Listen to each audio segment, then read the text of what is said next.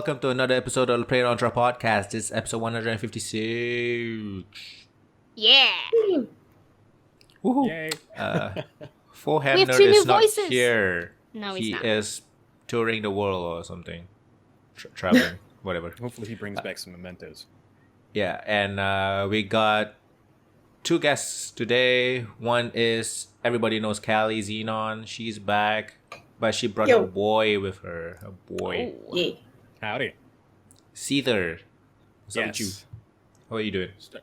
What have I been doing? Well, I just started a new job about a week and a half ago. That's really the only newest thing in here for me right now. You know, not too much going on. You stream on Twitch as well, right? Yes, on occasion. Nice. I'm planning on streaming a bit more regularly here soon. So Cool. Good. What have you been up to, Sarah? So kind of like not doing anything in as far as like games right now. Guess what game I finally picked up that I should have picked out 10 years ago? Valkyrie Chronicles, if you can believe it. You gifted that to me 3 years ago, and I never played Did I? it. Yeah, you did on Steam. And I know this game is I didn't even remember that. super old. Anyway, Yeah. I just decided to pick it up one day, and it's very animu. I'm enjoying it so Yeah. far, but But it's wow, pretty good. it was fun. There's a lot of cutscenes, Yeah. but I like the the gameplay characters. is real tough. Yeah. Oh my gosh, I Oh, died in the second battle. It doesn't get any easier from here. Jeez, Yeah, I it like gets harder. like the second battle where all you have to do is just dodge a tank. I was dying. I was like, oh, I don't know what I'm doing. Yeah, I Anyway. actually didn't finish the game. Oh wow. Okay, we'll I see couldn't how get far I past get. the second last mission or something. That's It was yeah. too We'll damn see. difficult. Yeah, we'll see how far I get. The only other thing I've been doing is my partner and my brother have started a new Star Wars tabletop game. So to celebrate, we are watching Star Wars Rebels, the TV show. So we've been binging on that, which is good. It's actually a really good show. But otherwise, I feel like that was been pretty much my last couple of weeks. I'm trying if I did anything else crazy. I know I'm going to be seeing John Wick 3 tomorrow. So, Nice. Ooh. Yeah, I should. I didn't know Finally. there was a that. third one coming out.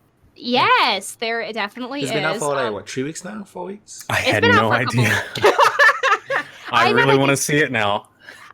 I've never been really a huge John Wick person, literally, because my partner's obsessed with John Wick. Not obsessed, but really likes John Wick. And so basically when 3 came out, she was like, oh, you need to see the other 2. So I watched the 1 and 2 in one night.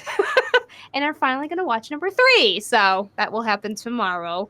I'm sure it'll be more of what I've been seeing, which is perfectly fine. I think I need to go watch something this weekend. Either John Wick or King Kong and Ghidorah. I heard that one was No, not very... King Kong. God damn it. Godzilla versus Ghidorah. That's fair. I heard that one was very okay, but I don't know. It's good for Godzilla fans. It's Oh, not okay. good if... One thing you'll notice is a lot of American reviewers, I'm not sure what they were hoping. I'm not sure if they were hoping for Citizen Kane Godzilla or some shit. But it's a Godzilla movie. I don't want to see no fucking humans. I want to see a big ass lizard fight a 3-headed dragon.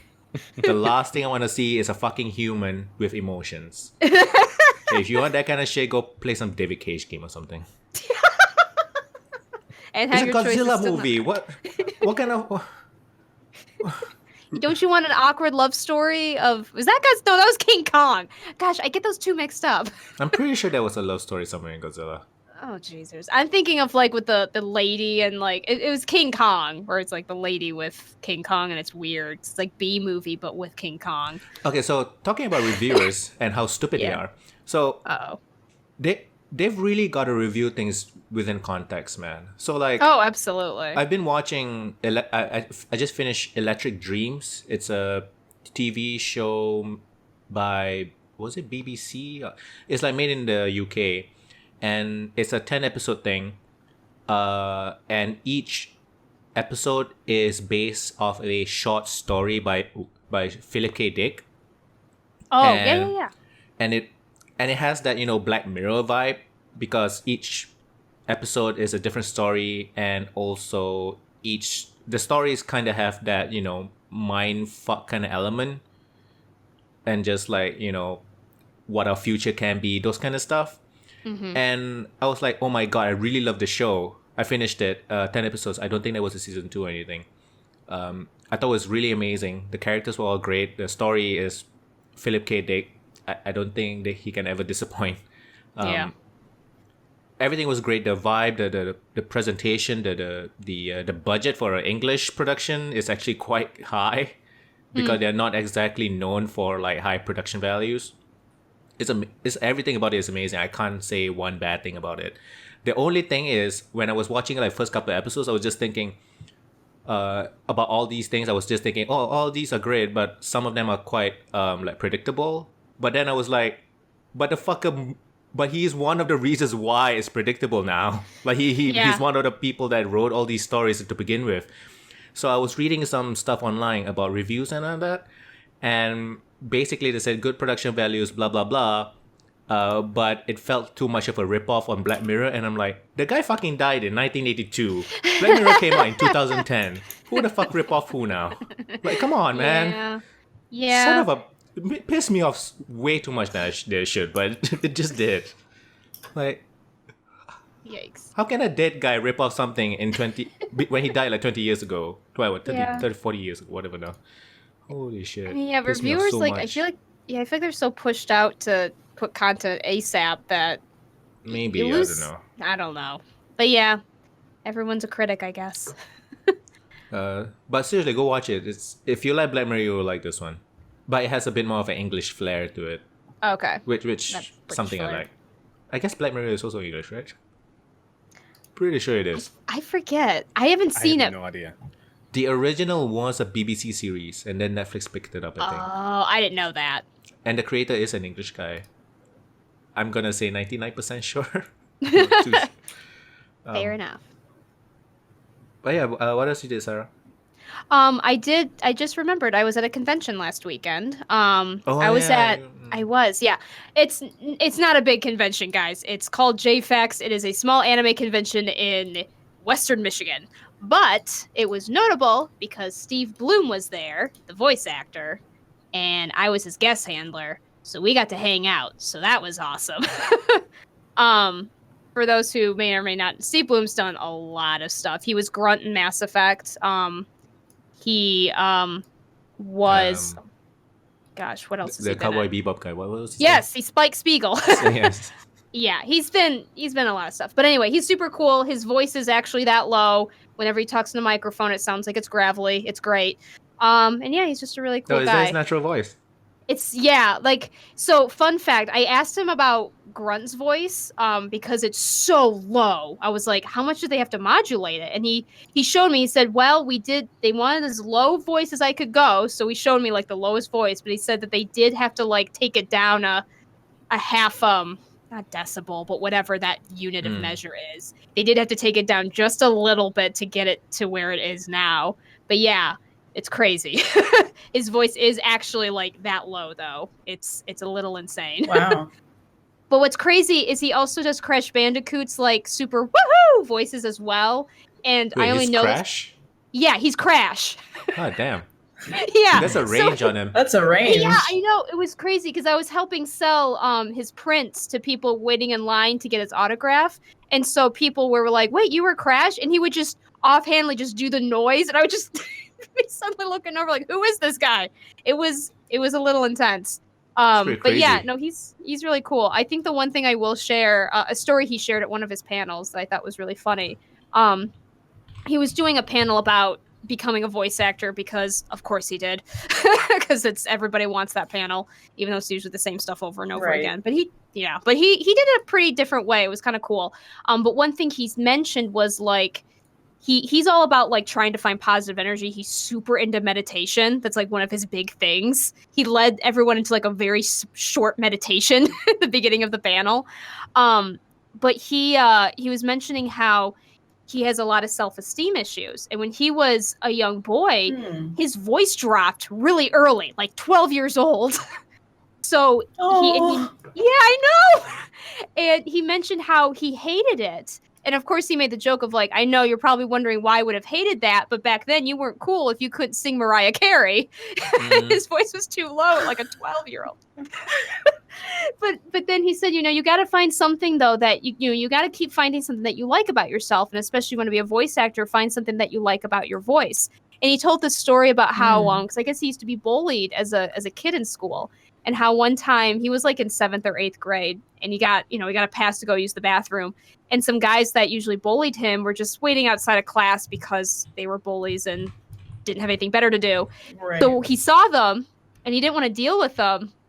So he hid behind a corner and used his like voice as deep as possible to be like, "Hey, you boys need to get back to class." And the bullies just freaked out and scattered. That was pretty good. That's a good one. So after that, he was like, "That's a good use of your voice." Exactly. He was like, "I have a superpower." It was so funny. So yeah. So even Steve Bloom used to hate his low, wonderful voice. So you too, you can like yourself. Anyway, it was just really cute. That's so sweet. Right. He's a really sweet guy. If you ever get a chance to meet him for whatever reason and you're interested, he's definitely like legit super nice and super cool. So I really I really had fun working with him. I mean, I helped sell stuff and just let him around the place, but it was fun. He leads good panels. So yeah, that was my couple of weeks. I don't know why I forgot to open with that one, but that was fun. It's forgettable or something. I don't know. That's pretty cool. What did you do, Kelly? Well, let's see. What's been keeping you busy? I recently flew out to Kentucky to visit Seether, aka Jacob, which I'm just going to call him because that's how I kind of know him now. Know him now? Yeah, well, no, because I knew him for a year before we actually got together. That was what was so weird is like he'd been around, but then, but I'm not going to get into all that. But so I flew out to be with him for a week. And then I've only been back in town for this past week. And then tomorrow night, I'm flying out to Vegas to help teach medical massage class to a group of, I think, like 90 or more students. Maybe it might be over 100 now. So I'm a teaching assistant. I'm not going to be the person on stage with a microphone, but still, I'm going to be in charge of a row of people. Yeah, it's definitely like I'm going to have to be on top of my game. Yeah. But in terms of games, I recently played Owlboy, which I enjoyed, but I'm surprised. Like, I had a lot of trouble with that game at certain points. And I looked it up, like, does this game say it's, like, really difficult? But it didn't. That was, like, the only tag that wasn't there. And I was like, this game is difficult. I don't know if I'm just special and I can't do this. I got stuck a couple of times. Wasn't sure what to do. Okay, it wasn't just... Well, it's not that I wasn't sure what to do necessarily. It's that it'd be, like, a chase scene, right? Or, like, something's after you and you're having to outrun it. And it was, like, every single time there was, like, a hallway chase or like it was just like I had to do it at least 10 times before I actually beat it or more. I think the flying mechanics gotta like get used to it a little bit. Well, it wasn't the flying mechanics, it's the fact that he flew too slow. Like it was always down to the wire. And I get that like you want to have a sense of suspense or something, a sense of like like pride and accomplishment. Yes. No, like you want to put a fire under someone's feet, right? Like you don't want to be like, oh, whatever, I can do it whenever I want, or like if I mess up a little bit, like it's okay. But this was like it almost felt like you had to be frame perfect. Like every pixel counted and every like fraction of a second mattered, and it was like, okay, this is too much. This is just a little too much.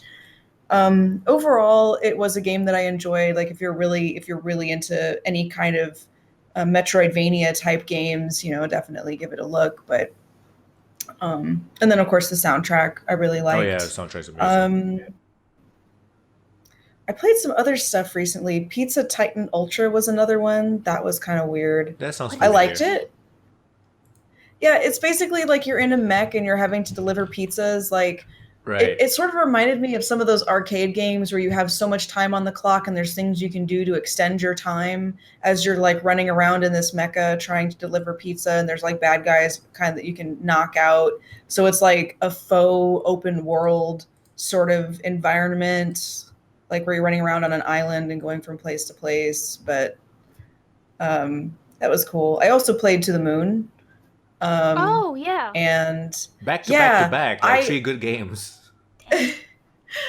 yeah, I've been trying to play down my Steam list because like I have way too many games that are just collecting dust. Are you and I'm using like, the no, this has feel to, that. I can't. Steam Roulette website or something?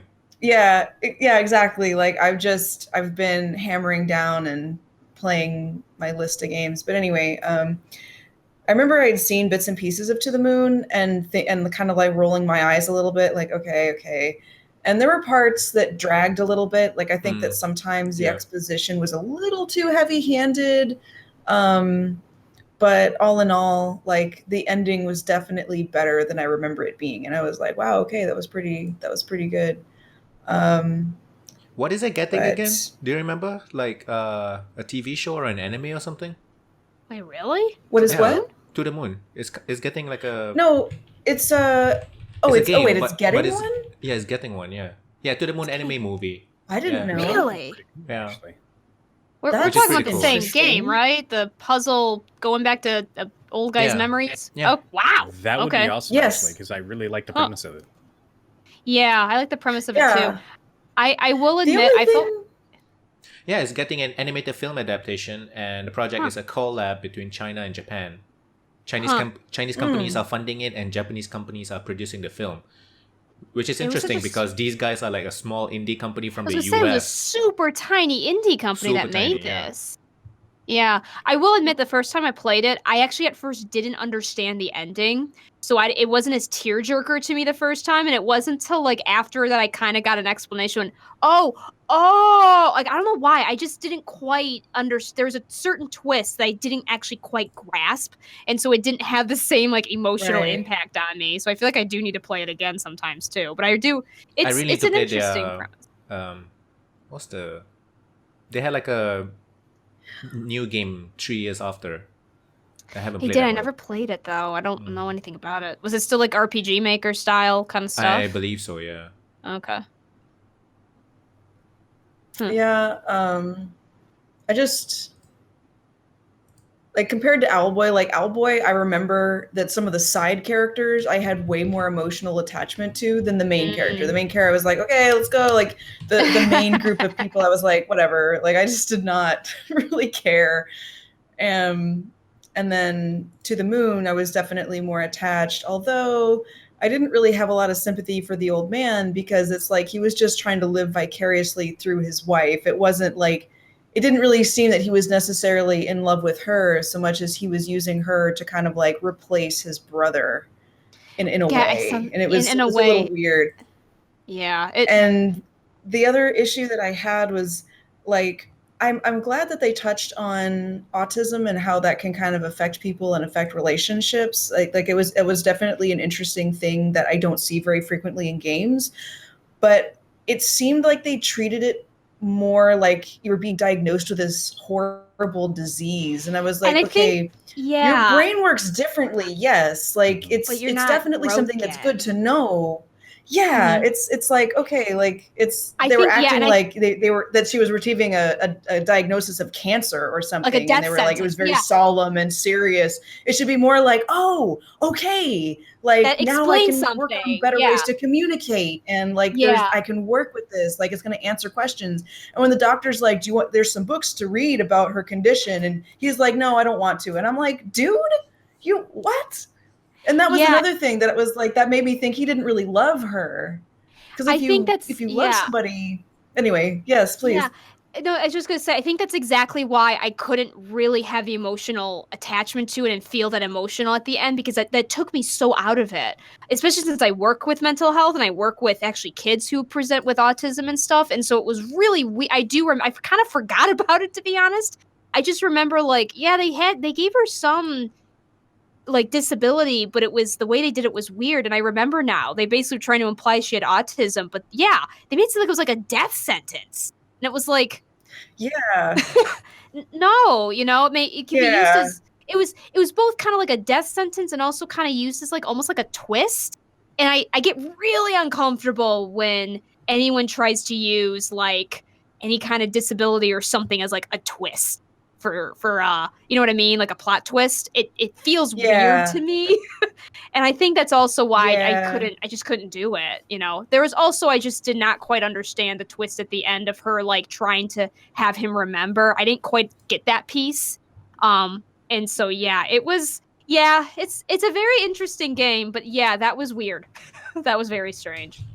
Yeah, I think the one major plot hole, because I thought about it afterwards, because they do this whole rigmarole where they move her so he can't ask her out on that date.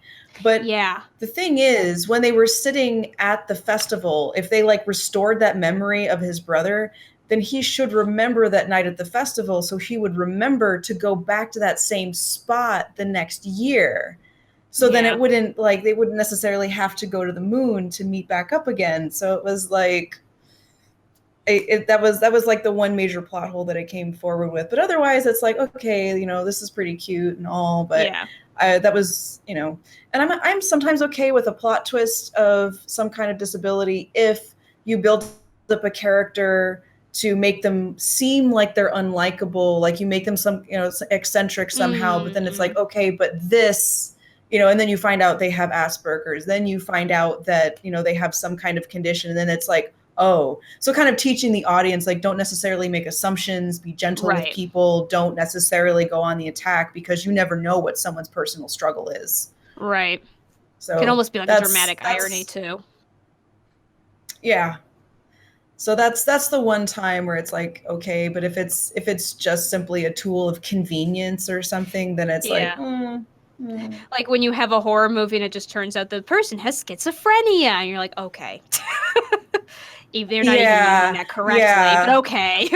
That's the example I always think of.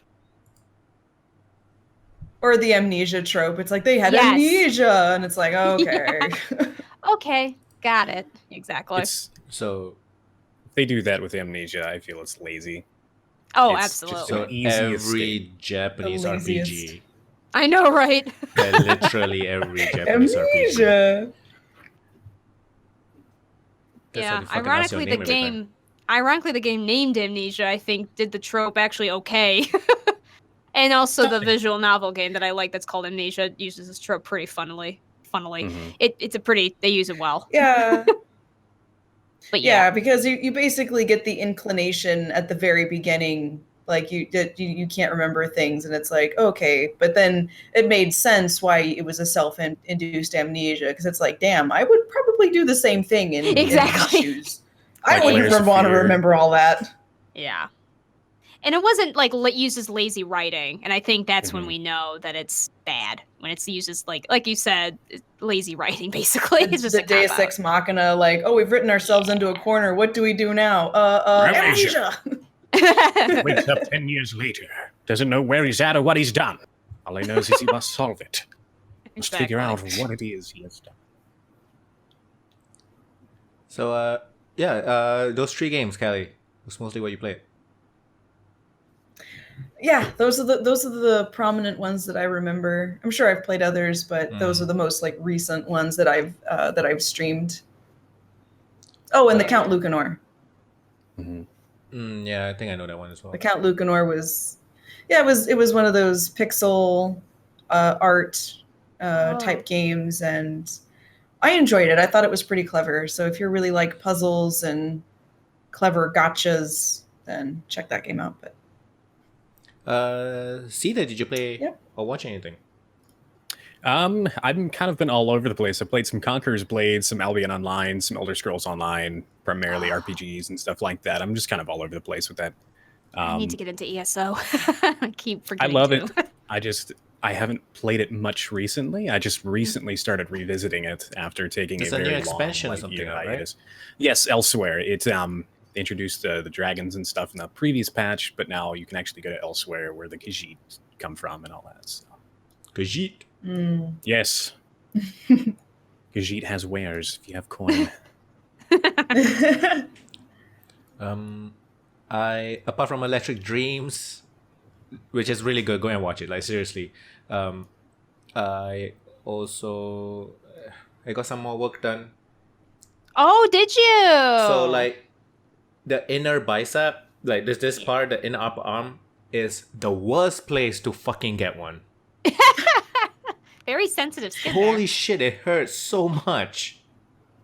It was the worst pain I've had. No doubt. I have so many that were not even close to any. God damn it! It just kept burning. Like, so basically, after he did it, that was the first thing he did, and then it just kept burning throughout the whole session after that. Holy shit! Oh my god, I don't recommend it. I need to go back and finish the coloring, and fuck, I'm not looking forward to it. Is it from something specific or? Oh, the left arm is like all Persona 5. Oh, right. Yeah, Persona 5 tarot card designs. So it's almost done, so I can finally start working on my right arm. So I also watched Good Omens. Holy shit, it's so good. Is it good? I've heard good things about it. Oh, very good. So this year I've watched American Gods 2, The Tick 2, Marvelous Mrs. Maisel 2, and a bunch of other stuff. And The Good Omens is by far the best thing I've watched this year. Like, it's ain't even close. David Tennant, is that his name? Yeah, David Tennant. And the Angel, perfect for the roles. They just complement each other, and the synergy, they just fucking man romance is just amazing. I just love it. It's so good. And what's his name? John Hamm?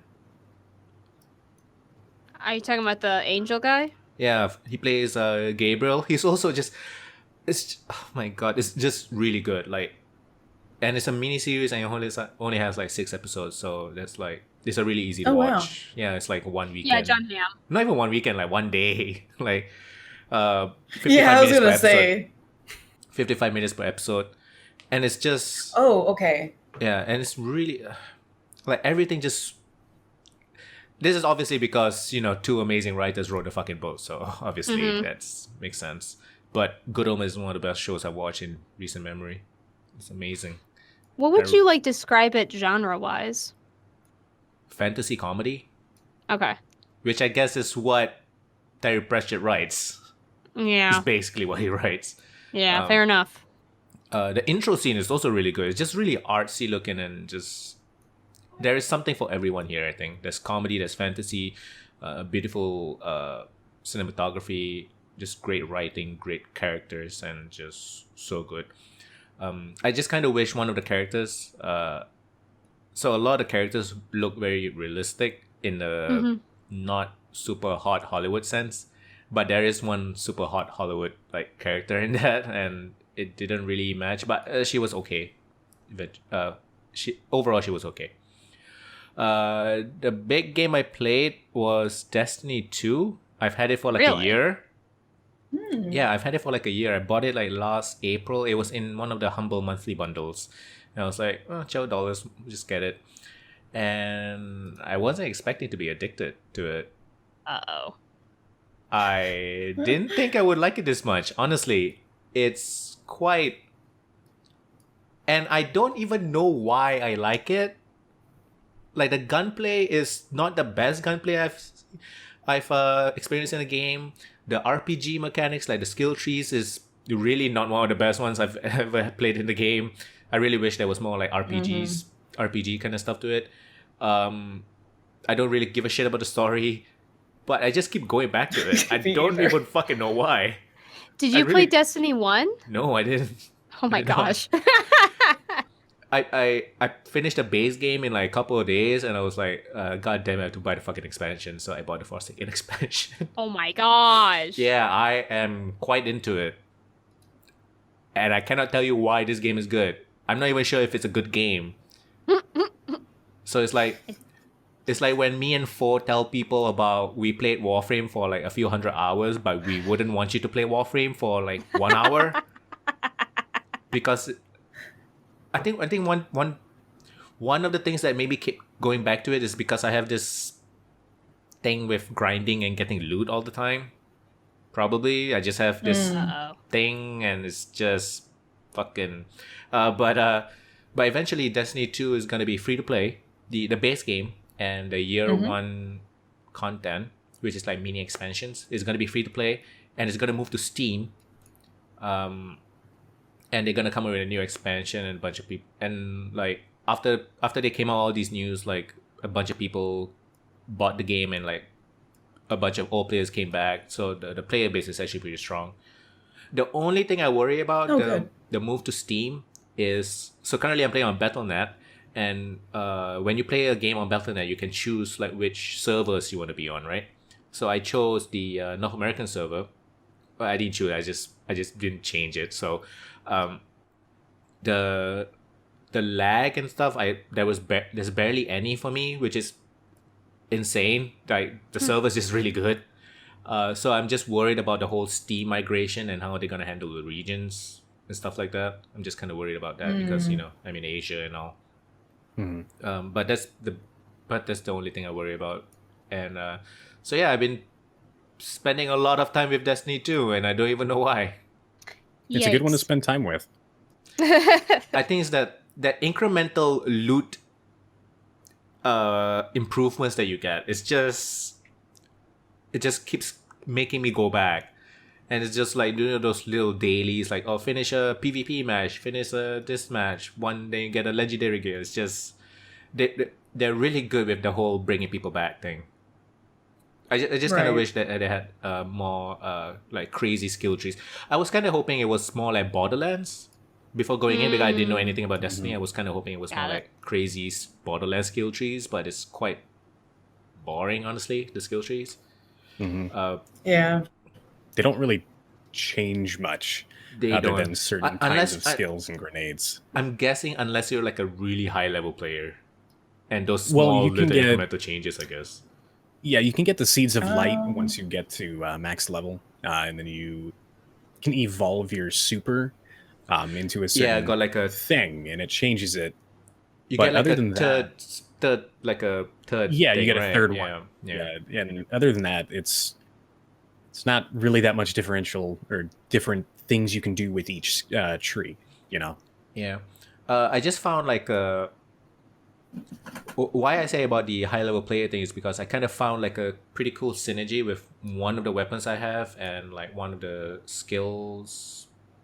It's not skill trees, is it? It's a skill node. I'm not even sure what it's called. Like a 4 node thing. Yeah, kind of like a node. So it's like, when I get damage in a certain way with the weapon, I get like a damage boost, and if I keep killing while I have the damage boost doesn't go away.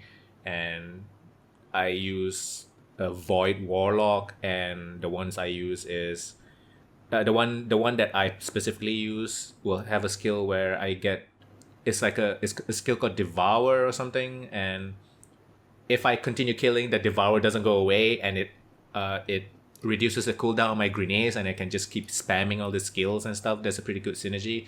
So I can see some high level players being able to like choose either you choose the right weapons and stuff with it synergizes with your skills. But it's kind of boring, honestly, the skill trees. I was kind of hoping it was Borderlands, but I guess Borderlands 3 is coming out, so it's not the worst thing. It is an Epic Games exclusive though. So yeah, that's it. I've just been spending time with Destiny 2. I didn't have time for anything else. You guys want to get into news? E3, I suppose. Right. Might as well. E3 happened. That was a big deal. So, my God, there's so many things. I didn't realize when I first looked at the review, I thought it was just one page. I scroll down and I see another like 7 pages. I'm like, oh my God. How am I going to pick my favorites? I already got mine. Although, funny enough, I feel like I need to listen to when we talked about E3 last year, because I bet it's the same answer. Because I probably talked about how I was super excited for Cyberpunk 2077 last year, and I'm still excited for it this year. Did they show anything last year? Was the trailer? Yeah, they had a gameplay trailer. Oh, okay. Yeah, it was really good.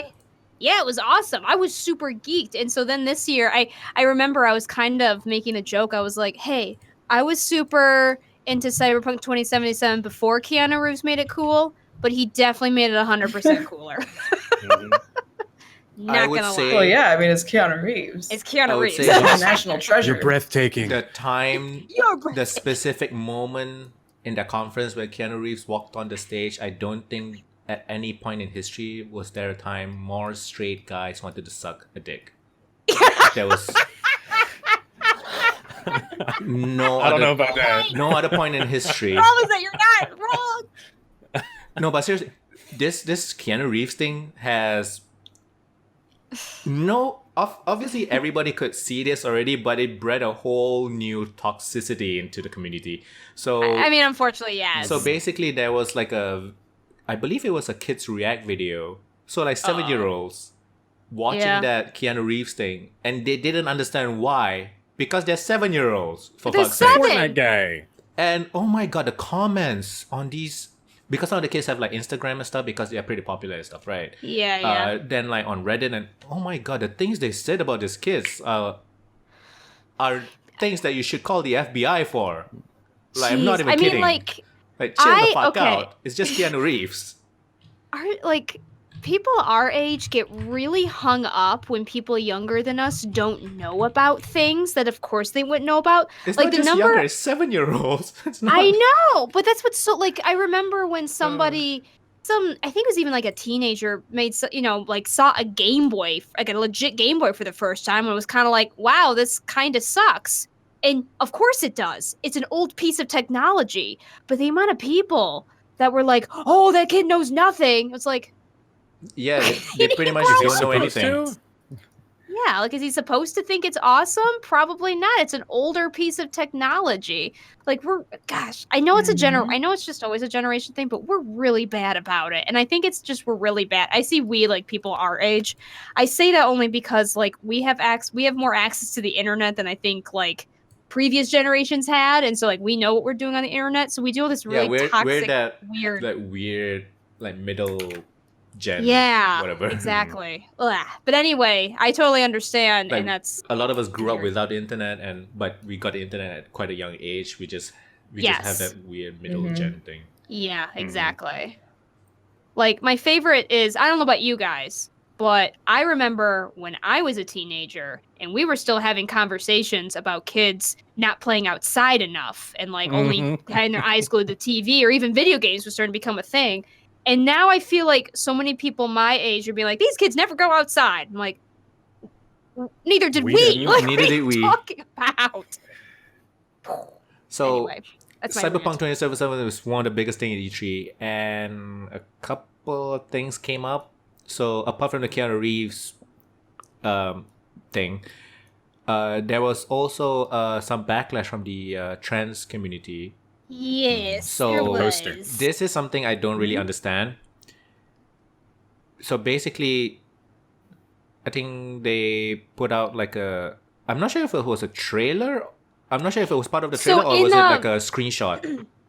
Well, so I believe it was part of the trailer that. Oh no, what it was is, I think It was on the people Twitter in the page or press something. could play the Uh, game, because I knew some people that were actually able to get their hands on the game, and people noticed in the background. Oh yeah, this there's a post. picture. Yeah, There was a the poster, and a poster was something like, it said something like it was basically a very much supposed to be a provocative, like, borderline prostitution kind of stuff, like try something new, but it had a picture of a person with breasts and also an obvious dick on it, and so there was Schlong. backlash about it. Yeah, and so there was backlash. The only thing that's kind of, so the reaction to the reaction that CD Projekt Red gave was the idea of, like, everything's a commodity, everything's been capitalized upon and stuff like that, which Right. to me makes sense in that It setting. is Like, Cyberpunk. and to be Mhm. honest, I actually, like, and I know I'm not in that, like, community, I wasn't too surprised to see that was something that was there. I guess to me that didn't really faze me because of the setting. But at the same time, that what is Yeah. a little, yeah. So there's that. I will admit, the part that does make me feel a little icky is, I guess, CD Projekt Red has had a history of Yeah. doing some pretty I would transphobic say stuff, it's mostly because of that. and I think that's why there's some ickiness, is because They're you're not like, exactly okay, the most whatever the trans word. friendly. Yeah, exactly. Not and just so trans, like just anything. friendly and all those kinds of things. Yeah. And so that's why I think that's why I feel a little distrust like I probably would have thought nothing of it, to be honest with you. I've been like, oh wow, that's pretty, blatant, but I'm not surprised, except for the fact that this history came out. So now I'm like, now I'm uncomfortable. Wait, what history? Mm-hmm. Their Twitter, like social media guys that, especially on Twitter, they've used like was it Black Lives Matter was one of the one they used?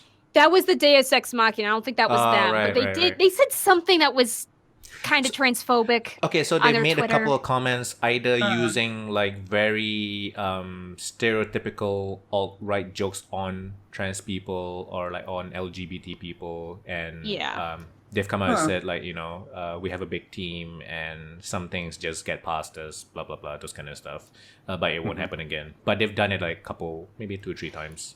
Yeah, it's happened. It was a more than one occasion, and I had no idea until this news broke about Cyberpunk 2077. So I had no idea about it until that happened. So that's why people are equating the love for their games to their personality, which is not even close to the same thing. So, especially considering they are Polish, and the Polish ain't exactly known for being,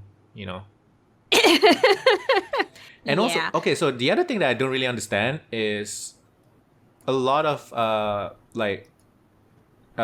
about the whole trans thing with the Cyberpunk 2077.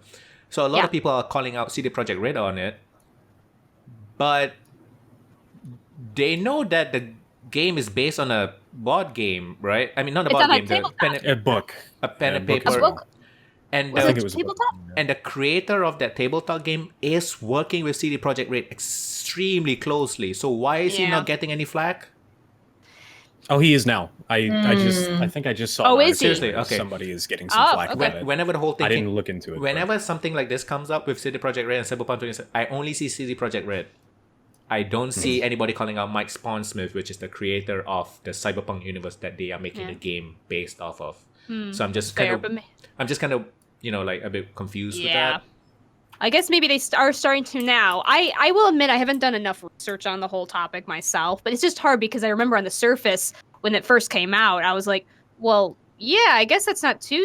because I think I had read somewhere that they have more options for your customization of your character than just binary gender too. I don't know how they make it work, but I was hearing rumors about that. If you can't customize your character, why the fuck are you gonna call it Cyberpunk? I know, exactly. Makes no fucking sense. You should be like, that's the whole thing, is it's Cyberpunk. It should be way more open, Like, that's... Actually, it's funny. I have to tell this really quick funny story. So I had to see the video of the Cyberpunk 2077 like on YouTube. I didn't see it when it was on because I was actually at JFAX when it came out. And so my brother had seen it before me, and I was just talking about it, like my excitement for it. And he was like, well, I don't think I think you play as a specific character. And I was like, what are you talking about? And he said, well, did you see the trailer? There's this particular male character named V. I think that's who you're going to play as. And I was freaking out. I was like, what do you mean I can't customize my character's everything? What are you talking about? And thankfully, because I knew someone who got their hands on the actual game and were able to play it at E3. Oh, cool. And they were like, don't worry, you can do anything. I was like, thank you, because I was about to hit something. Anyway, just a funny aside. Mm-hmm. Very nice. So that's that. That's that one. Shenmue 3 is now an exclusive on Epic Games Store. Yes. Which is particularly shitty because this is the second or third game that got crowdfunding for. Oh, yeah. And is now an Epic Games Store exclusive. One of the other games is Phoenix Point, I believe. It's a XCOM-like game by, I believe, the creator of XCOM that got crowdfunding from Fig.co, which is the other crowdfunding, not the Kickstarter one. The one where you can invest in the game and like make money out of it. Oh, okay. So yeah, Shenmue 3 is an Epic Games Store exclusive now. Which is, it kind of sucks because they didn't say you will get a PC copy. They said you get a Steam key copy on their Kickstarter. So, and they've denied, refunds for Kickstarter backers. A lot of them basically just chose like the PlayStation 4 copy now. Yikes. So yeah. I never played the past Shenmue games. Did you guys? No. I The what heard that games? Shenmue. Shit. So it's a Is that it's Dreamcast a one where you go around asking where the sailors hang Oh out? no, Mhm. yeah, I never played it either. no. I heard that Shenmue 3 though didn't look like it looked like a Shenmue 2 game. Apparently, it which- last last gen or something, like not current Yeah, it gen. looks pretty bad apparently. So Well, didn't they start That's- development last gen on it? I'm not I don't- sure. I think it.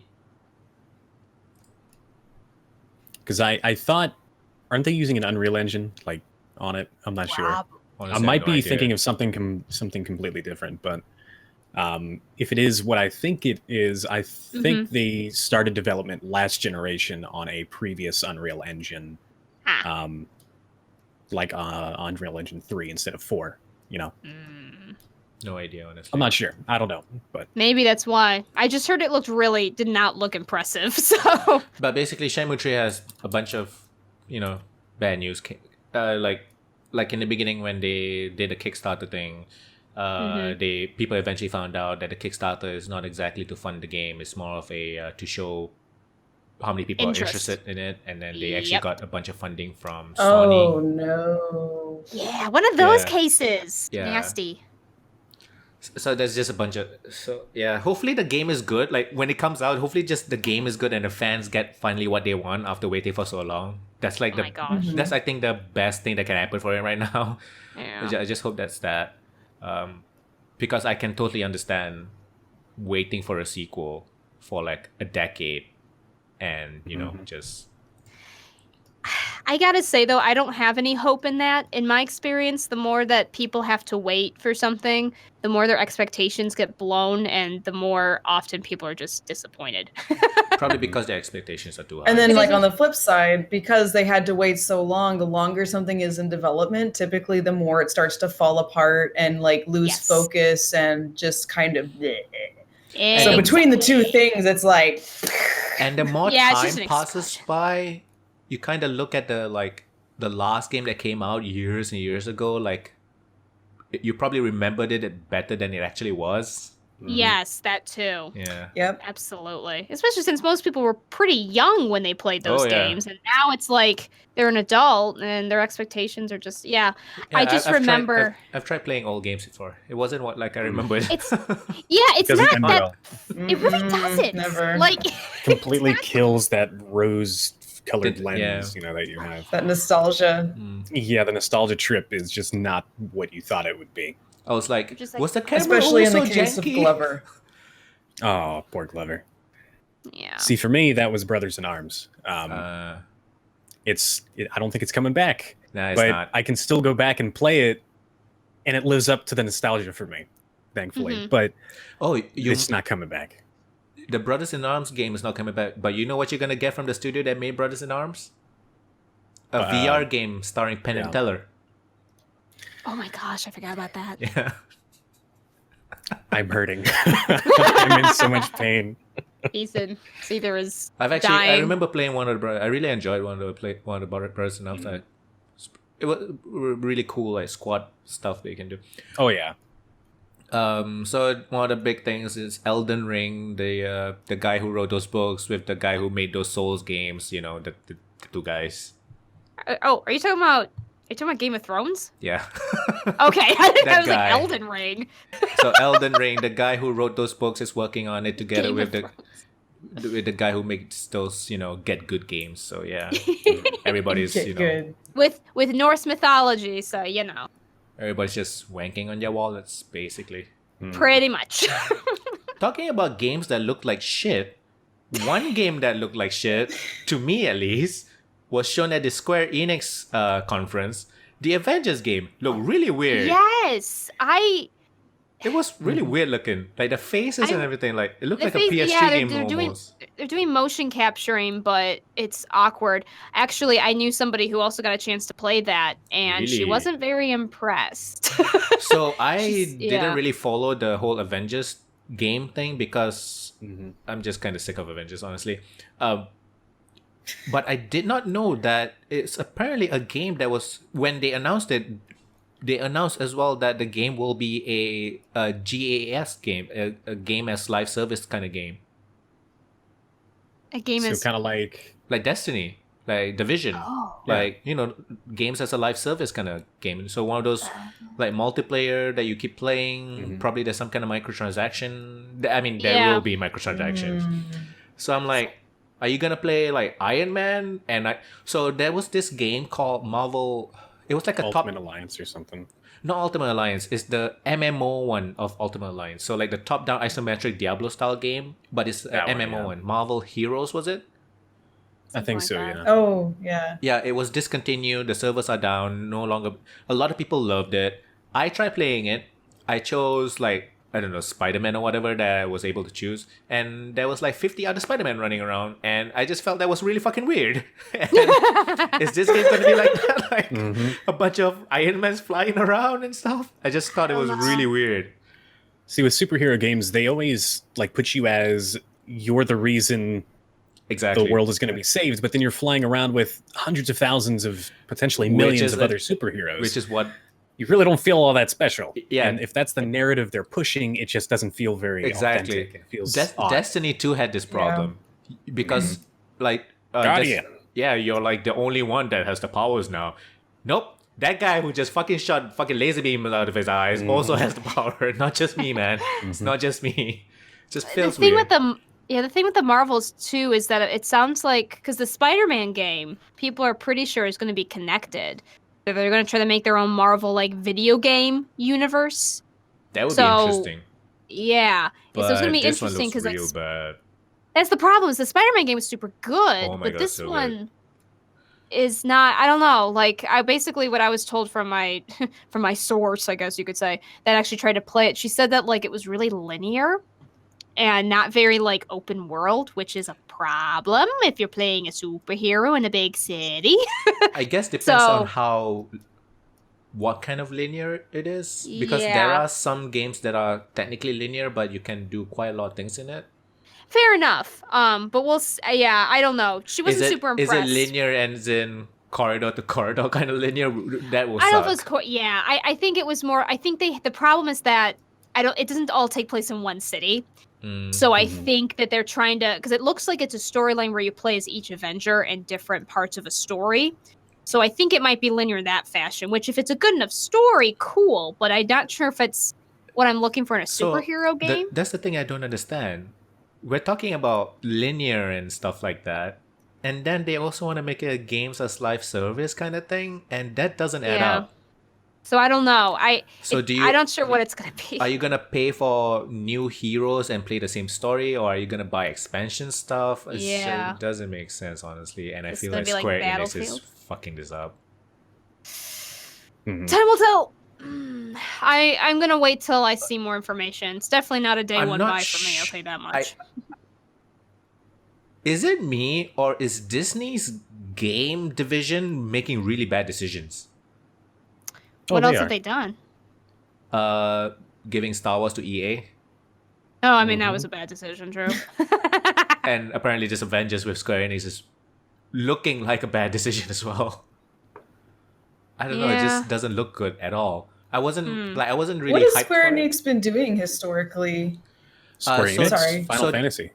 Yeah, what was the last good thing that they made? Because I feel like Square Enix has been kind of meh for a while. You know what's weird? But I don't know, maybe I'm wrong. The studio that's making this game is Crystal Dynamics, that made the Tomb Raider games. The new like Tomb Raider trilogy.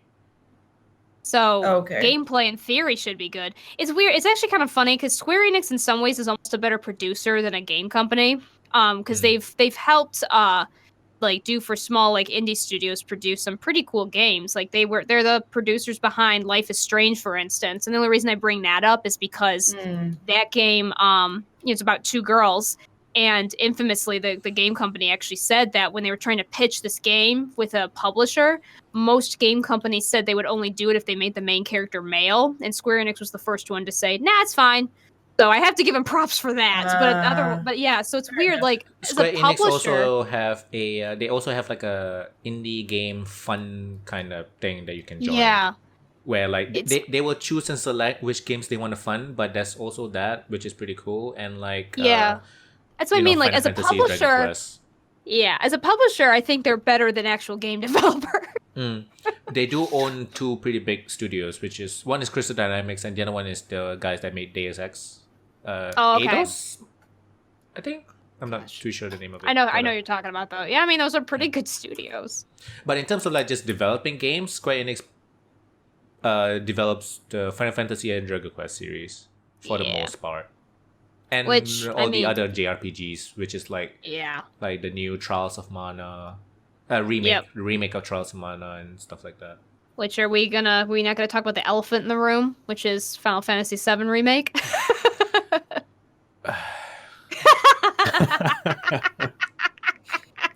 Boobs.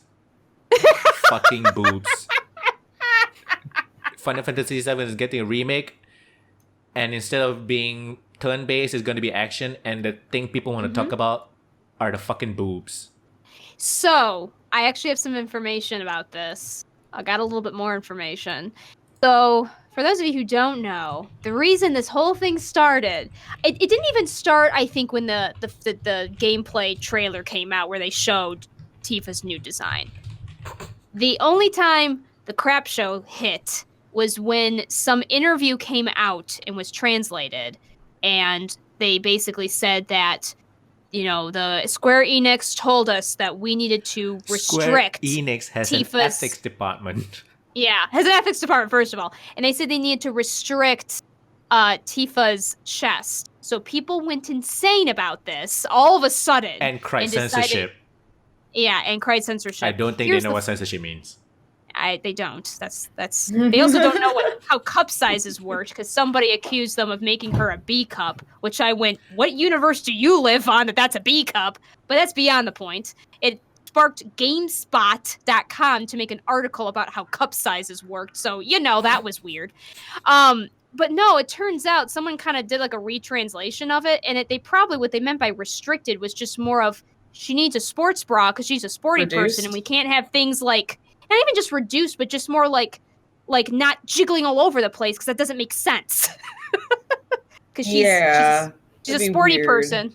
She needs to kind of keep things controlled. Like, she can have big boobs, but like she's gonna be making sure that they're not flopping all over the place, because that's uncomfortable. So yeah, that makes sense. What was that game with the volleyball? Was it Dead or Alive? Dead or Alive. Dead or Alive. The Dead or Alive fighting game. I'm not going for Dead or Alive here. They exactly. Oh my lord. They've always been at the forefront of boob jiggle physics engines or whatever. Right. Yeah. We have the best boob jiggle physics. Gosh, it's like what those like Sakura visual novel games where there's literally a physics fit like jiggle a jizzing? Yikes, I don't know how to speak. Jiggle physics meter. I don't even know what I just said before.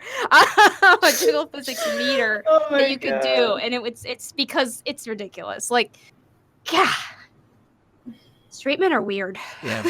So the most exciting thing for me from the Square Enix conference was the Final Fantasy VIII remaster. They finally found a copy somewhere in. They found a copy somewhere, and they were able to remaster it. I don't know if you guys know this, but the reason there hadn't been anything That's a rumor, Final Fantasy. Apparently, that's just a rumor. Was that just a rumor? Oh, I don't know. I think it started as a rumor, and because so many people kept saying it, that it became the truth. It became truth. So the rumor was that Square Enix basically lost their copy of Final Fantasy VIII, like so their they didn't master have like the copy source of it. code and stuff. Yeah, which happens. And that's why. Which happens. Which mean, does it's happen, stupid by if the it happens, way. but it happens. What game was it? There was a game infamously that they finally were able to make a remaster of it. It's not Age of Empires, but it's like one of those games. No idea. Like where somebody RTS or something.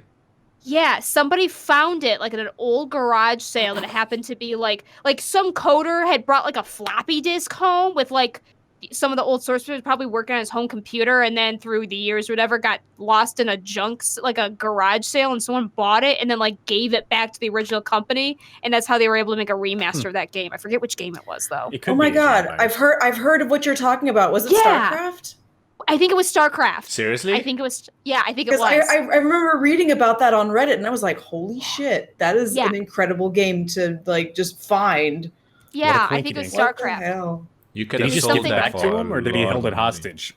I don't know. I think he gave it.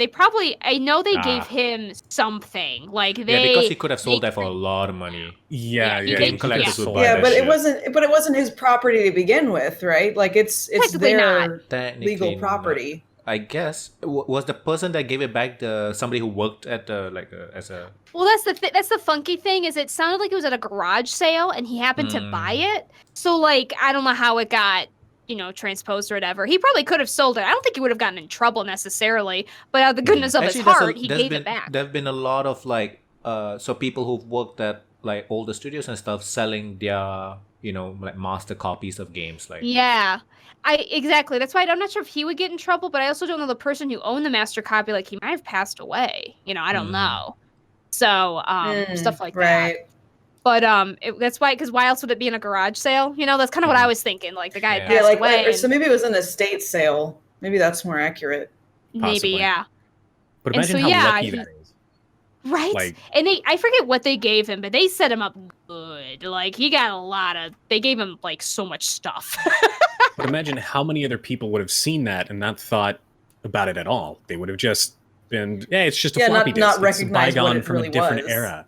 And then this one guy he sees and he's like, I might want to go ahead and look at that. So he takes it and he pops it in and he's like, oh my god, this is source code for fucking StarCraft. It started this whole big thing. And start a whole remaster and all that stuff. Yeah, it's crazy.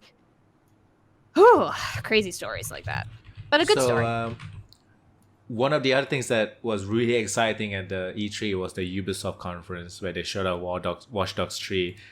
Oh my gosh. I really want to play as a grandma. I really want to play as a grandma. Oh my gosh. I will protect her. I saw that too. I will fucking protect her. Watch Kill Dogs everybody. 1 burned. Yeah, Watch Dogs 1's burned me so bad, but I'm so fascinated by this game.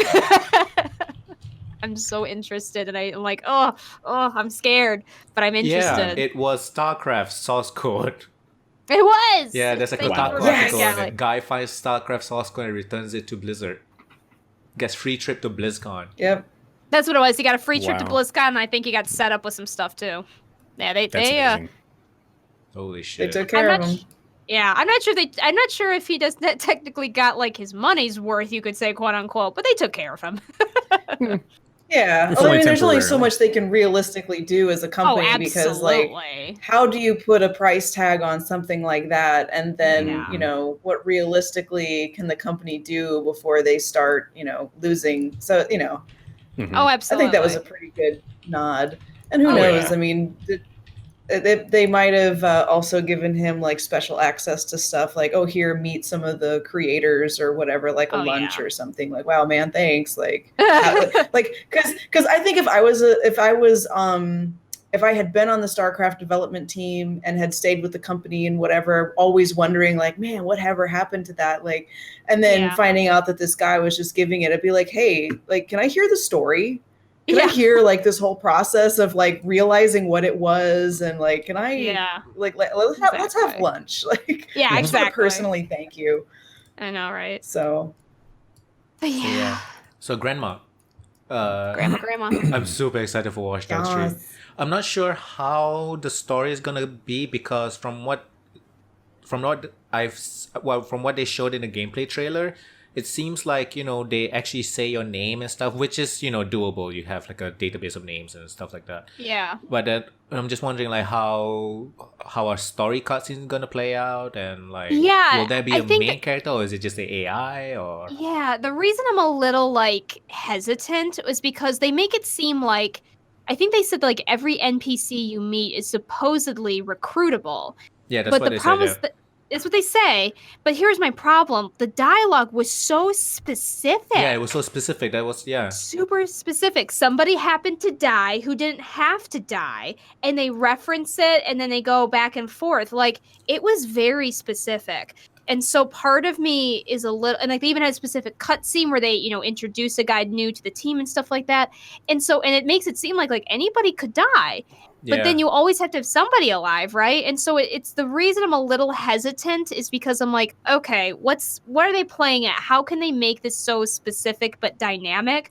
And it makes me worry that we're gonna see the edge of the random box. Like Mm. lines will start repeating after a number. People's like skills and Yeah. personalities may, you know what I mean? So that's the only thing that Mhm. worries me. But I will reserve my judgment until I see it.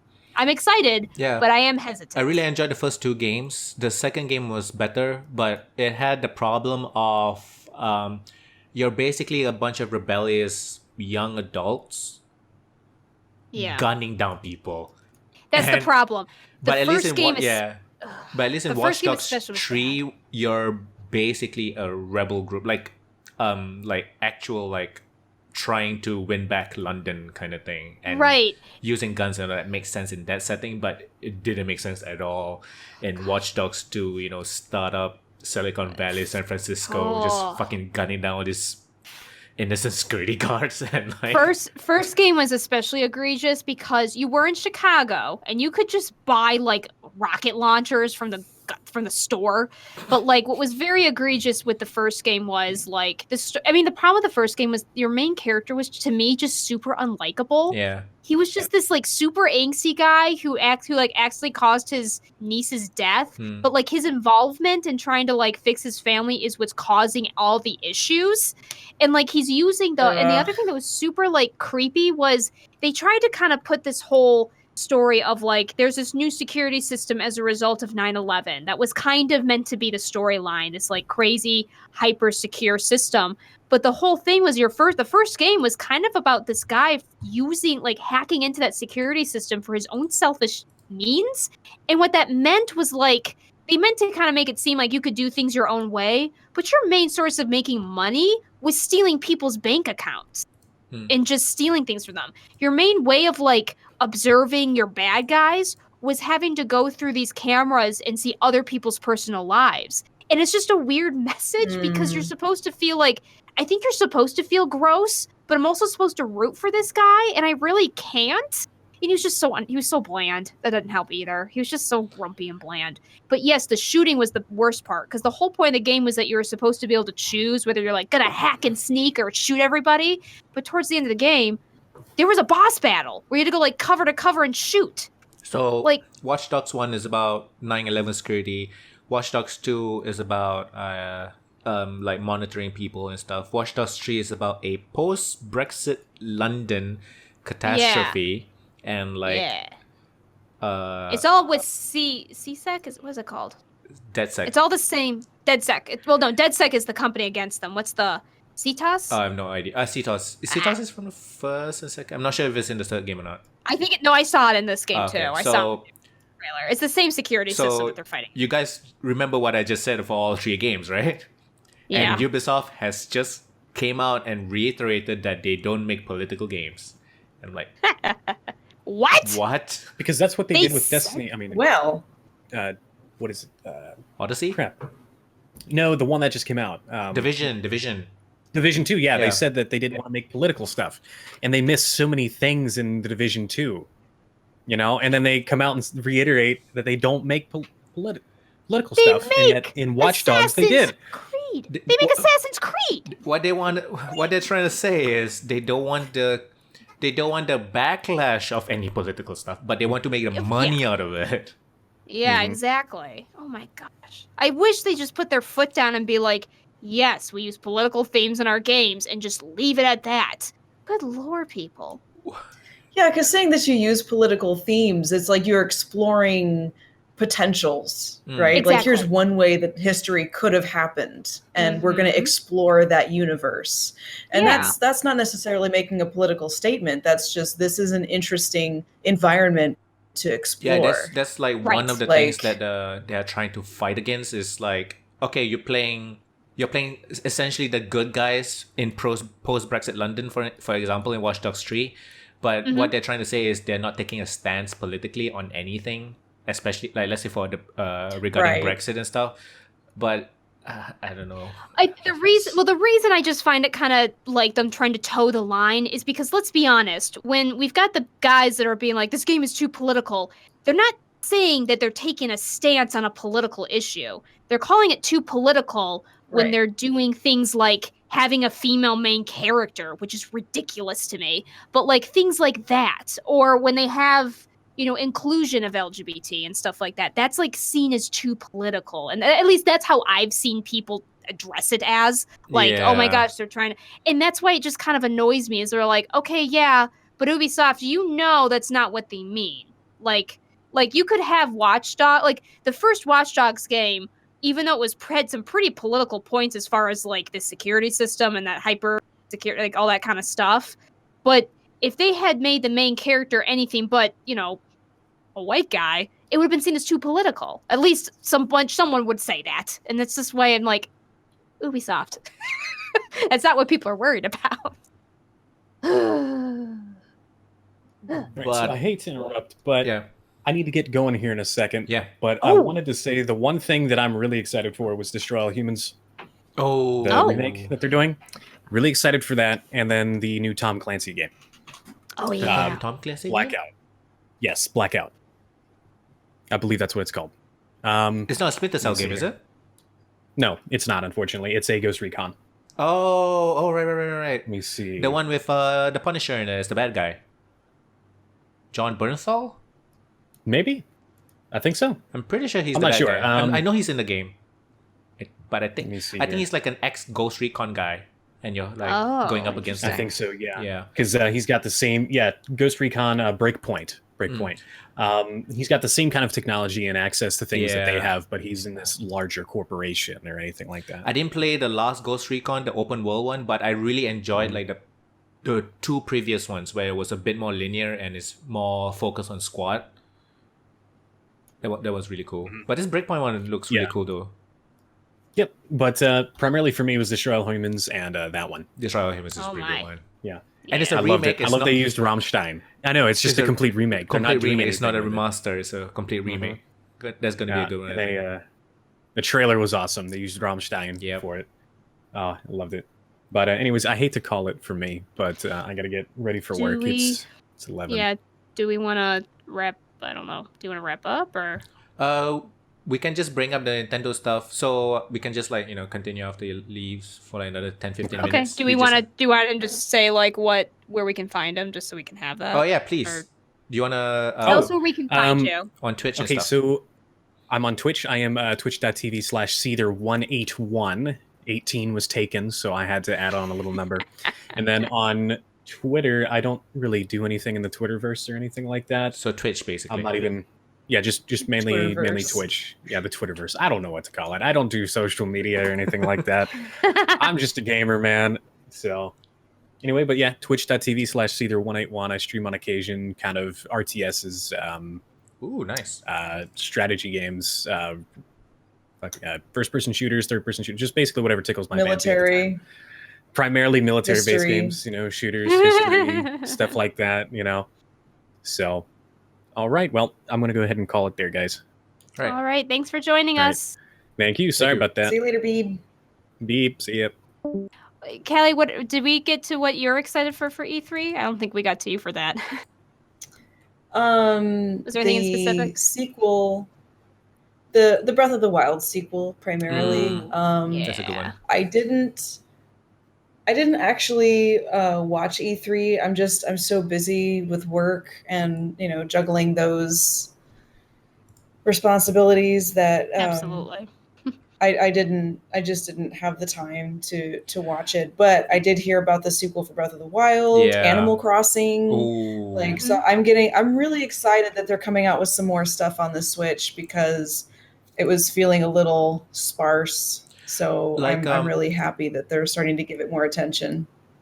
There's this very weird thing. So I have a Switch, but previously I have the 3DS. So the Switch is not like my first Nintendo console, but I actually watched the whole freaking Nintendo Direct. I think it's because I have the Switch. I don't know. I just feel like I don't usually watch any kind of E3 things. I usually just go for the recap and stuff. I need to get a Switch. I just hadn't yet. There's so many games now. There's Mario I know. Rabbids, Now there's Animal Crossing is coming out. The new Pokemon's come out. You have Pokemon Let's Go that you can play before the new Pokemon comes out. There's a new Fire Emblem game too that looks like basically replacement that's the one Persona that you want. 5. Super bad. Ultimate Alliance 3 is an exclusive on the freaking thing. Yeah, I need to. The problem is that like now there's rumors that there's gonna be a juiced up Switch coming out. That is true. And so you might want to my wait until partner- Christmas or something. Juiced up. Yeah, like well, a like stronger, a more stronger like a Switch. hardware, like a more hardware heavy one. And so I may not want that one, but my partner said that she might it, and so I might just get her old Switch, just take it. So I don't. Well, But not they were take also- it. I would buy it. There was also but- rumors about a mini Switch, right? Where the ones There you was, can't actually take yeah, off the although- Joy-Cons and stuff, which is sounds Yes. more portable. Exactly. So I'm just gonna kind of wait and see. But I feel like the I problem want is that all like of them for no reason other than just wanting all of them.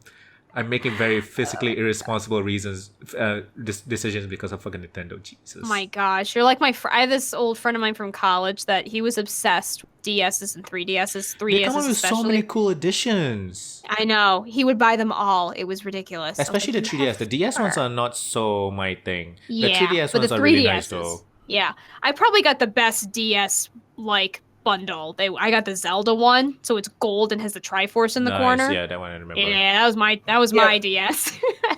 I have the That Mario was the and Luigi 3DS one that I got. Oh, nice. I really like the Pikachu one as well. Yeah. The Pokeball one's pretty nice. I really like the Animal Crossing one too. The one where there's a lot of the small little Yeah. characters on it and stuff. But yeah, I'll need to figure that out. Since you're super excited for sequel Breath of the Wild, the Ubisoft one also came out with Gods and Monsters, which is what they said is heavily influenced by Breath of the Wild. So it's apparently That's going to be a right. colorful open world action RPG by Ubisoft. So we'll see where that goes. I believe it's being made by the Assassin's Creed team, so gameplay might be good. I'm not sure about everything Yeah. else because you know, Cool. that might be cool. So that's it for Ubisoft. EA has the Star Wars Fallen Jedi Order thing. It Yeah. looked okay, I suppose. I will wait with bated breath. It's Star Wars, I guess. I mean, I know. it will sell on its name. So Nintendo, couple I more. don't know that Star Wars will ever sleep. Like it's just Probably like not. they're just gonna try Now- to keep it going. Now that forever it's owned and by ever. Disney, is probably not. Nope. Which I mean, Yeah. I'm okay with, but yeah, I get that. I get that feeling. They also It's announced. just like, Yeah, 'cause it's I, just don't, I don't mind it staying on. It's just in to be able to bring fresh material to it to Yeah, make it's it gonna be not difficult. seem like the same recycled thing. Yeah, exactly. Well, what's cool is like it's funny. I'm not sure if you guys ever saw like Rogue One or Solo, but they were very different movies that were pretty cool. They were set in the Star Wars I did universe. see but Rogue One, Solo was and better I than I fell thought. asleep. Did you? Really? Oh, I liked that movie. Yeah, Wow. I fell asleep in the middle of Rogue One, and then I Yikes. woke up and I was like, "Wait, what happened?" And I had to go back like 20 minutes or something. And it was funny. I watched it twice. The first time I fell asleep in the last half. The second time I fell asleep sometime in the first part. But I no. did eventually see the whole thing. But both times Oops. I was like, I really I liked just Rogue One. didn't. Solo is a little different. Solo is more like a space cowboy movie. I much prefer Solo. That was my Okay. favorite one among all. I the- really liked Rogue One as it was, but Solo's really good too. Solo's a fun movie for sure. And they didn't play. I think what was kind of cool about Solo was it was a space cowboy movie, but they didn't play up the tropes the way I thought they would, which was kind of nice. Especially since it does play about the fact that Han Solo, it's Han Solo and about his love at this point, and it doesn't play out the way you think it does. So I appreciate that. Solo was good. but I it didn't think do among it. all the new from like 7, 8, and whatever, I think Solo is my Yeah. favorite. I've been liking the new Star Wars stuff, but I get it. There's a lot of it, and they are gonna milk it for all it's worth. So they also announced at the Nintendo one, they announced Panzer Dragoon remake for the Switch, which is insane. I did not see that one coming. Yeah, that was weird. So the Panzer Dragoon, the one that they're remaking is the classic rail shooter. So which I've played a long, long time ago. I really hope that they are able to remake the Panzer Dragoon RPG, which I believe they lost the source code for. So yeah. Guess we'll see then, So huh? Panzer Dragoon remake is a thing. So Dark Crystal is gonna get a Netflix show and a tactics RPG game on the Switch and PC. Yes. That was weird. That was But interesting. that is weird. So that's the thing. The Witcher 3 is coming to the Switch, and Yes. the graphics is really dumbed down, but it's The Witcher 3 and all its expansions. So 200 hours of RPG on the go. That's pretty cool. Yeah. Pokemon, they have announced that you cannot bring over all of the old Pokemons. There's gonna be a limited number in the Galar region. Yeah. So a lot of people are not happy with that. Yeah. It doesn't affect me personally because every new Pokemon game I start off fresh. Yeah, same. So I kind of prefer that anyways, but I get it if you've played from like the Game Boy era and you've been bringing your fucking whatever over every single time. Yeah. So yeah, that's too bad for longtime That'd be fans. sad. There's a lot of backlash on both sides, honestly. A lot of fans are really angry about it and probably are saying things that are not very nice. And then there are a lot also people who are saying, just, Wow. let the game developers do what they want. Stop being babies and stuff. But yeah, like I get it. Like, don't say shitty things, but I also get why you're upset. So Yeah, it's one of those situations.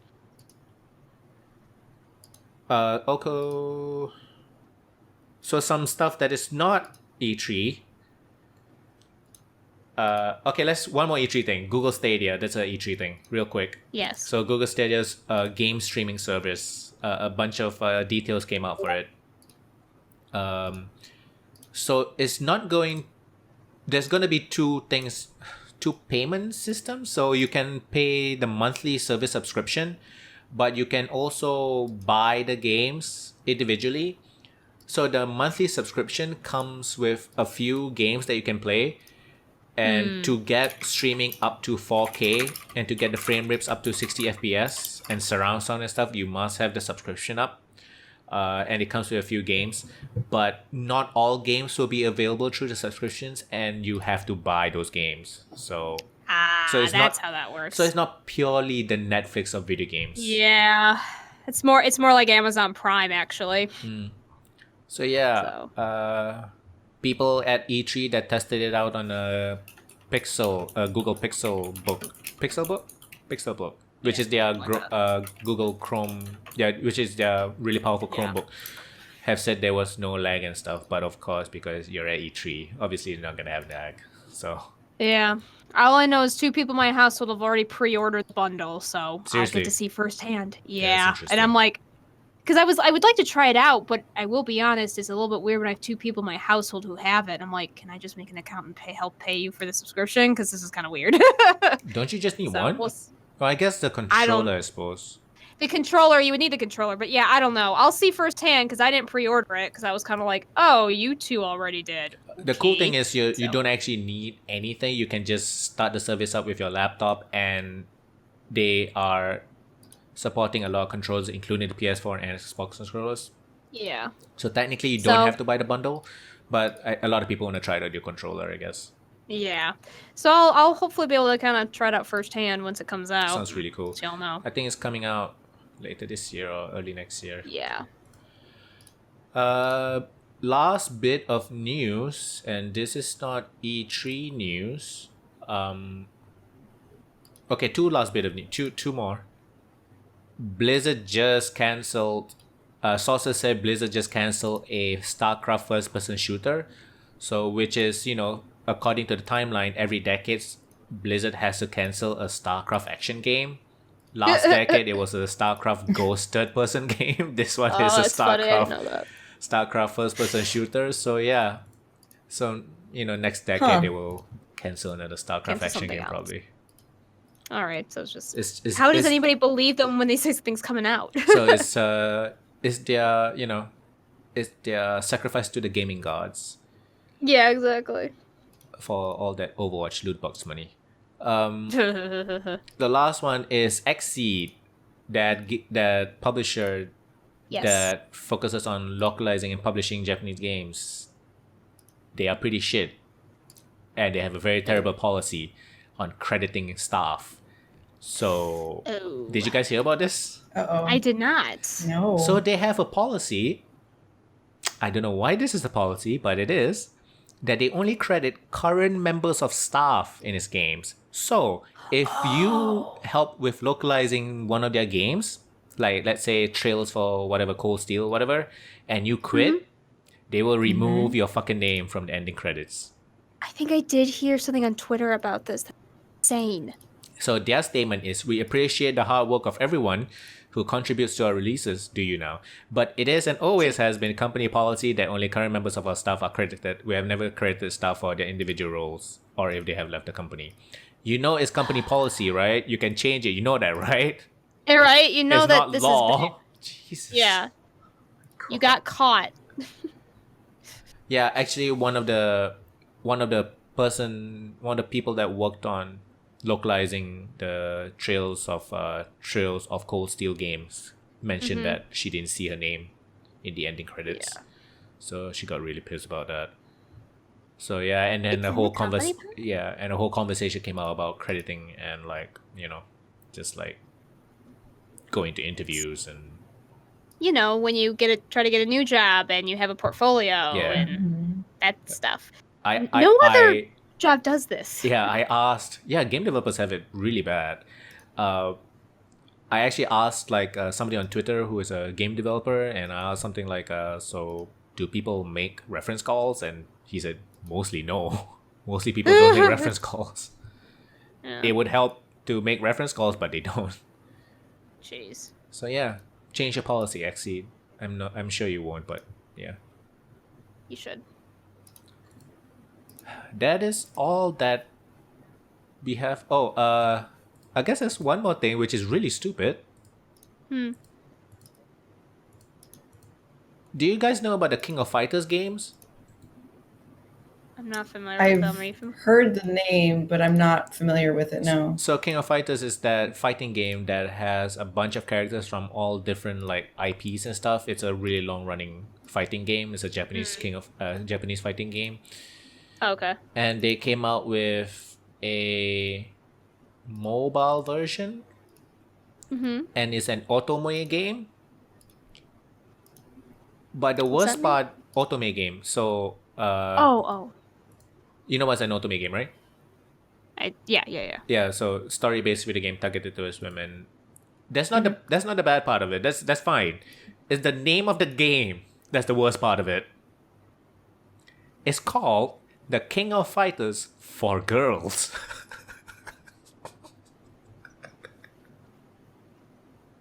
Is it pink and sparkly and small enough for my tiny hands and tiny brain to do? I feel like naming this podcast episode called E3 2019 for Girls or something. The King of Fighters for Girls.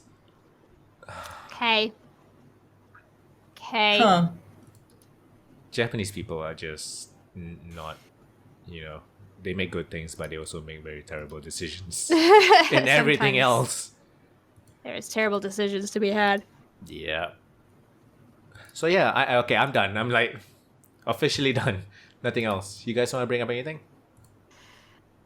I'll just bring up that EA. We don't have to go into detail with What they this do because now. honestly, there's not much doing. So as you guys know, loot boxes are coming under heavy fire right now in the United States.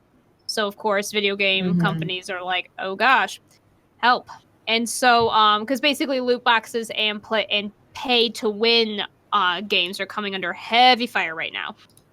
So EA came forward and they said that, listen, we don't have any ethical qualms here because loot boxes are just like surprise mechanics. And so someone, the vice president of the legal and government affairs at EA, Carrie Hopkins, tried to compare loot boxes to other products like Kinder Eggs. There's a chocolate treat with a toy in its center. Which the reason that's really funny is because Kinder Eggs until very recently were illegal in the United States due to fears of choking hazard. So probably not the greatest comparison. I should add, I didn't realize this. This wasn't at the United States. This was actually at the United Kingdom's Parliament, I guess, that they spoke out about this. But, it's of course being kind of talked about here. So yeah, loot boxes are just surprise mechanics. So it's fine. We're not, they're sitting there, and basically they just literally said they aren't gambling, and we disagree that there's evidence that shows they lead to gambling. Well, that's a great comeback, I guess. You can disagree with anything if you just say you disagree with it. That doesn't make it untrue. So the worst part is they're defending loot boxes to people that don't know anything about anything, right? Yeah. Yeah. So we'll see. I'll be curious to see if they try to fly this in because I didn't realize that was at the UK Parliament. I'd be curious to see if they try to fly in the United States, because the guy who's heading that bill in the United States, he kind of knows what he's talking about. Yeah, it's I think we mentioned it before, right? Yeah, like the language he's using, it's not like when we had our Congress trying to ask Mike Zuckerberg about how Facebook works. He actually knew what he was talking about. It was like, oh, he's been talking and knows the verbiage. So I'll be curious to see how that tries to fly, because with someone like him, I forget the name of the Congress member, but he quite serious. He knows so his I'll shit. be curious to see. He knows his shit. You kind of need to well. do that when you want to pass a bill or something. Yeah. I guess. Oh yeah, because I remember when I first heard that they had this kind of, it's just a bill. They're still writing it, figuring it out, of course. I just remember when it was first introduced, I was like, oh geez, here we go. And then I read it and I was like, oh no, these concerns, these are legitimate issues and they know what they're talking about. So we'll see what happens. But yeah, guys, loot boxes are just surprise mechanics. All right, you guys, they're like Kinder eggs. Mm-hmm. You get a little chocolate treat inside each Kinder egg. Yeah. Totally. Don't a lot of people have problems with those kind of things still, though? Like those LOL, whatever it's called, those surprise eggs where you get a random toy. I mean, it hasn't led to gambling. I mean, there might be a case of it leading to gambling technically, but that's not the same as a one-click buy. No, it's just annoying that you pay money for something that's random. Yeah. Oh, yeah. That's the worst thing. That's the problem. But anyway, that's all I wanted to add. Well, they do that for card collection games like Magic the Gathering when you're purchasing packs. Yeah. That's There's actually one of the too. things. I guess so, yeah. Yeah, well, that's one thing I haven't heard too much about is where they're going to draw the line, because Magic the Gathering Online, technically those would be loot boxes, right? Because they're packs. But what does that mean for the physical card game industry? I haven't heard anything about that yet. But that's one thing I'm interested to see how they're going to draw that line. So it's going to be interesting. But at the same time, I mean, the reason I kind of have to roll my eyes at this whole situation is video game companies had plenty of chances to try to regulate this, and they didn't. And so now the government's getting involved, and that's kind of the natural consequence. So yeah, certainly is. Mm-hmm. So, I'm not saying I agree with it. I'm just saying it's a natural consequence. Yeah. Good place to wrap up. That's kind of all I have then. Yeah, sounds good. Yeah. Kelly, where can people find you?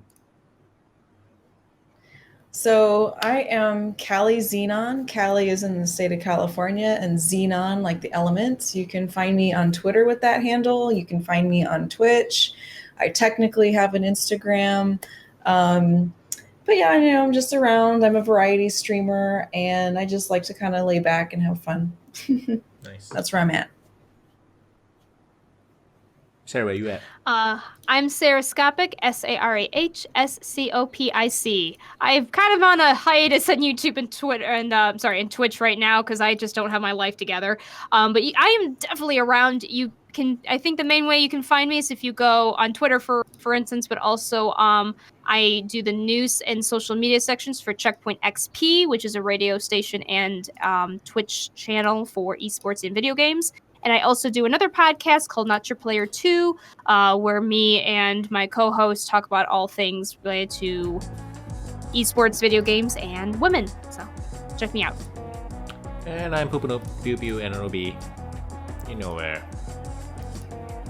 So yes, this has been episode 156 of the playonultra podcast. Thank you very much for watching and listening. We'll see you next time. Bye-bye. Bye-bye.